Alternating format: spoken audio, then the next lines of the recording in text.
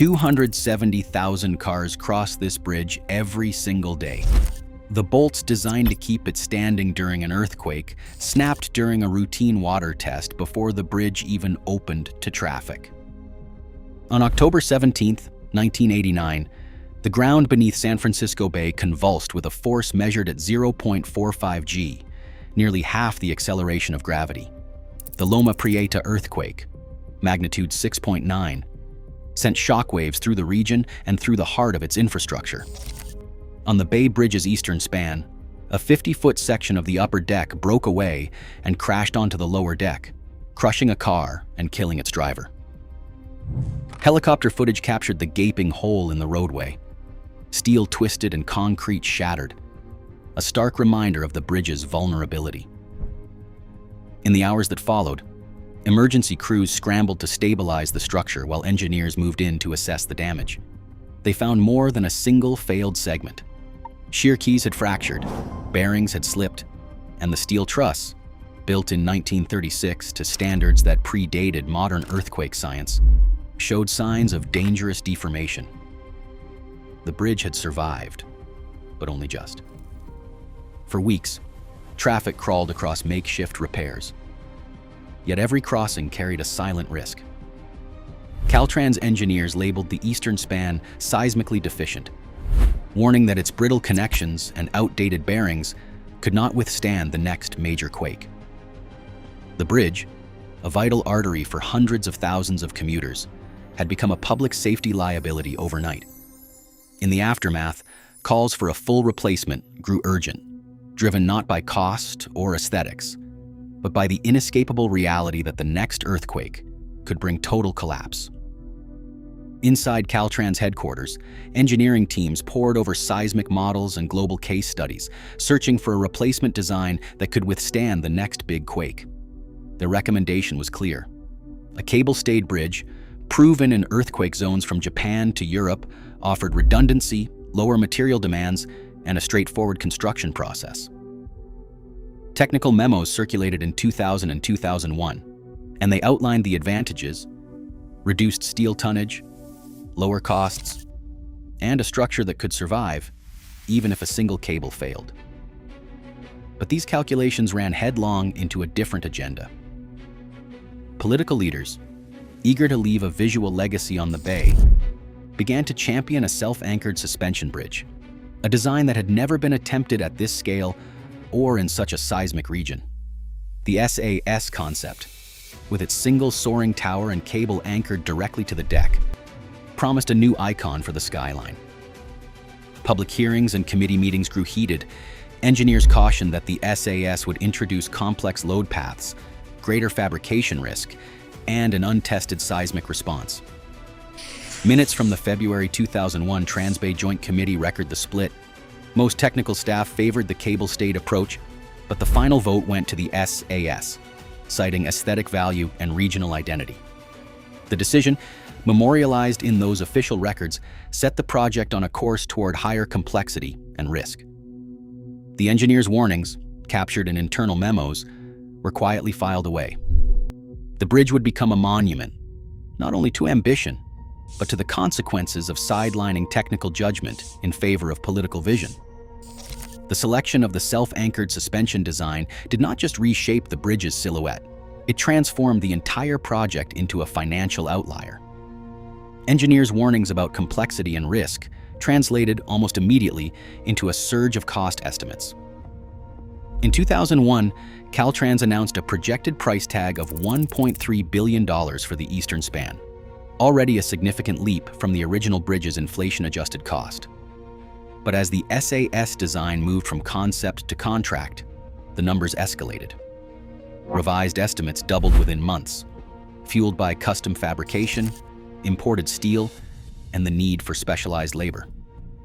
Change orders piled up. Each new requirement, such as aesthetic lighting, sculptural details, and seismic isolation bearings, added millions.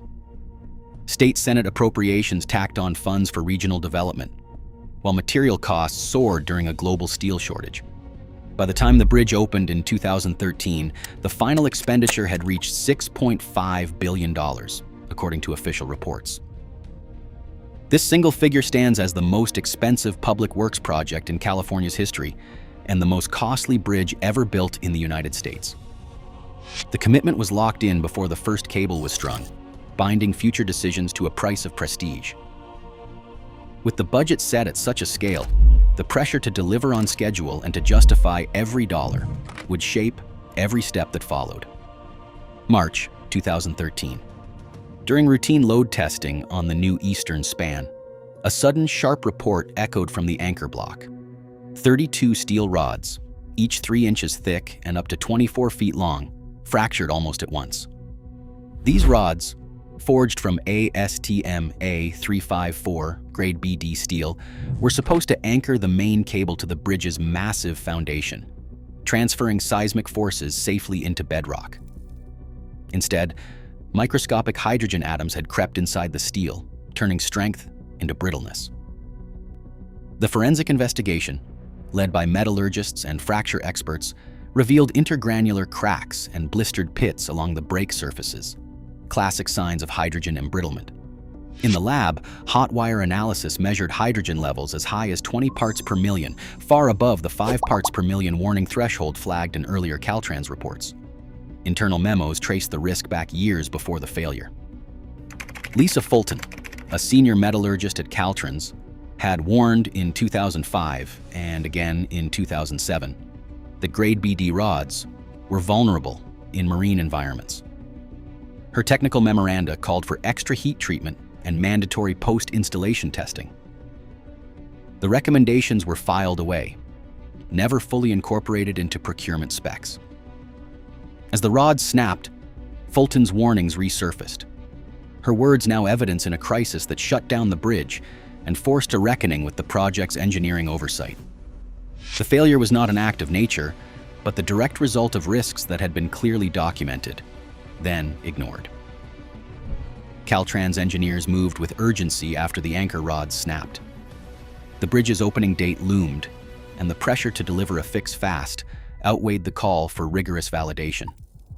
The chosen solution, a custom steel saddle fitted over the fractured anchor block with oversized washers to spread the load, was authorized in late April 2013. Approval documents bear the signatures of Caltrans leadership and the Federal Highway Administration, but the technical review tells a different story. The fix bypassed the industry standard. No full-scale cyclic test was ever performed. Only scaled-down models saw laboratory loading, and even those tests stopped short of simulating the violent shaking expected from a major earthquake. Professor Abul Hassan Astane Asl of UC Berkeley reviewed the remedy and issued a blunt assessment. In his June 2013 technical brief, he called the saddle and washer approach an unprecedented patch on a primary seismic system, one that left the bridge's true resilience unproven. He warned that without a full-scale fatigue test, the long-term performance under repeated seismic stress remained a guess. The official installation went ahead anyway, with post-installation monitoring promised in place of real validation. Schedule and optics took priority. The bridge would open on time, but the core question, whether the emergency fix would hold in a real quake, was left unanswered. Inspection records from the first years of operation reveal a troubling pattern. Water leaked through expansion joints and pooled inside the shear key housings, setting off corrosion on both the original rods and the custom steel saddles added during the emergency repair. By 2015, rust stains and spalling concrete appeared around the base of key seismic components. Engineers traced the problem to cost-saving decisions. The final design had dropped a secondary seal system and relied on a lower-grade epoxy, leaving critical connections exposed to the bay's salt-laden air. Legislative hearings in Sacramento placed these facts on the record. The 2014 California State Senate report described a project where oversight was fragmented. Quality standards were unevenly enforced, and no single official was held responsible for safety-critical failures. Weld flaws in steel fabricated overseas were documented, but the contracts allowed the supplier to avoid accountability. Internal audits and federal reviews ended without disciplinary action. Thomas Devine, an independent seismologist, warned lawmakers that these gaps in inspection and accountability had left the bridge's long-term durability in question.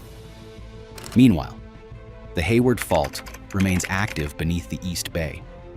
The U.S. Geological Survey estimates a 33% chance of a magnitude 6.7 or greater earthquake on this fault within the next 30 years. The bridge's seismic reliability, after $6.5 billion and years of warnings, remains an open question. Its true test still ahead. Today, America's costliest bridge stands as both a marvel and a warning. When political will outruns engineering judgment, uncertainty becomes part of the structure. Billions spent cannot buy back trust or seismic certainty. In public works, accountability is not a luxury. It is the only foundation that lasts.